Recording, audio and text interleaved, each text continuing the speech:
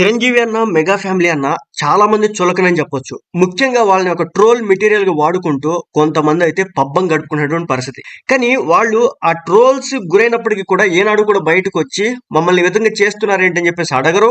ఒకవేళ అలాంటివి చేసినటువంటి వ్యక్తుల్ని కూడా ఇబ్బంది పెట్టే ప్రయత్నం కూడా చేయరు. అందుకే ఈ రోజున చాలా మందికి వాళ్ళంటే అంత చులకనగా మారిపోయినటువంటి పరిస్థితి. ఇప్పుడు బన్నీపై కావచ్చు, మెగాస్టార్ చిరంజీవి గారిపై కావచ్చు కొన్ని తప్పుడు ఆరోపణలు అయితే సోషల్ మీడియా వేదికగా వైరల్ అవుతున్నటువంటి పరిస్థితి. విషయంలోకి వెళ్తే గనక మెగా ఫ్యామిలీ అంటే టాలీవుడ్ లో అందరికంటే ముందు వరుసలో ఉందని ప్రత్యేకంగా చెప్పాల్సిన పని లేదు. చిరంజీవి గారు ఒంటరిగా ఇండస్ట్రీకి వచ్చి ఒక్కో మెట్టు ఎక్కుతూ నేడు మెగాస్టార్ గా ఈ రేంజ్ కు చేరుకున్నారు.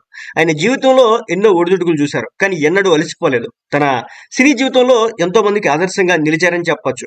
ఎన్నడూ ఎవరిని ఏమీ అనలేదు. అలాంటి మెగాస్టార్ చిరంజీవి సినీ కెరియర్ లో ఎన్నో అవార్డులు అందుకున్నారు. ఇప్పుడు చాలా గొప్ప అవార్డును కూడా అందుకోవడం అయితే జరిగింది. అదే పద్మ విభూషణ్ అవార్డు.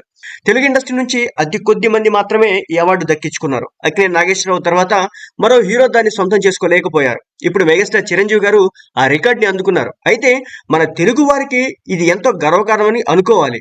అంతేగాని కొందరు మాత్రం దాన్ని కూడా ట్రోల్స్ చేస్తున్నారు. టాలీవుడ్ లో ఎవరికి రాని అవార్డును చిరంజీవికి ఎలా వచ్చింది అంటూ కొందరు పనికిమాలిన కామెంట్లు పెడుతున్నారు. ఇంకొందరైతే మరో అడుగు ముందుకు వేసి చిరంజీవి డబ్బులిచ్చి అవార్డును కొనుక్కున్నారంటూ పనికిమాలిన కామెంట్లు పెడుతున్నటువంటి పరిస్థితి. ఇంతకు ముందు బన్నీని కూడా ఇలాగే ట్రోల్ చేశారు. పుష్ప సినిమాతో బన్నీ పాన్ ఇండియా స్టార్ గా మారిన విషయం తెలిసిందే. అందులో ఎలాంటి అనుమానం లేదు. అందులో ఆయన నటన చిన్నపిల్లల దగ్గర నుంచి ప్రతి ఒక్కరికి వావ్ అనిపించేలా ఉంది. అందులో మెప్పించాడు బన్నీ. అయితే పుష్ప సినిమాతో బన్నీ నటనకు జాతీయ ఉత్తమ నటుడిగా అవార్డు అందుకున్నాడు.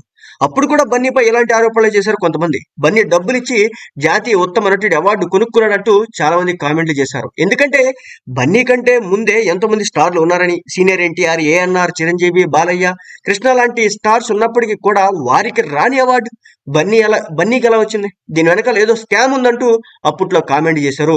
ఇప్పుడు మెగాస్టార్ చిరంజీవిపై మాటల దాడి ట్రోల్స్ చేస్తూ పబ్బం గడుపుకుంటున్నటువంటి పరిస్థితి. సో దీన్ని బట్టి చూస్తే అర్థమవుతున్న విషయం ఏంటంటే మెగాస్టార్ చిరంజీవి అనే వ్యక్తి శిఖరం 170, 180 దాకా సినిమాలు చేసి తనకంటూ ఒక స్థానాన్ని ఏర్పాటు చేసుకొని ఈ స్థాయికి వచ్చినటువంటి వ్యక్తిపై కూడా ఇలాంటి విషం చల్లే రాతలు రాయడం కానీ, వార్తలు ప్రచురించడం కానీ అది భావ్యం కాదని చెప్పొచ్చు.